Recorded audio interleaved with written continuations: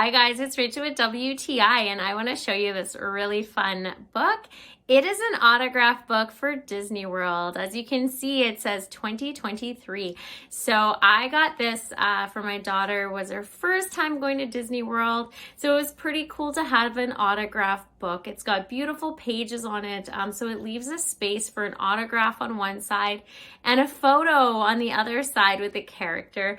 So this is a really fun project too because we do have a lot of autographs. Some of them they gave us postcards because they can't really sign with their big paws.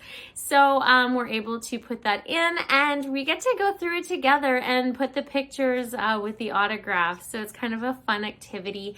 I love how well made this book is. The cover is really nice. You can tell that they did such a good job to make sure that it doesn't get damaged and that it can last for a long time.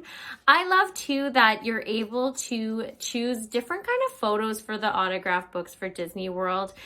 This one was really pretty because it's Minnie Mouse, and I think for the first time going it was just something classic, and she loves pink, so I had to get pink with the glitter and the polka dots, and it's just absolutely my daughter's style, and it's just amazing keepsake to have from her first time at Disney World is this gorgeous autograph book. But that's just my point of view.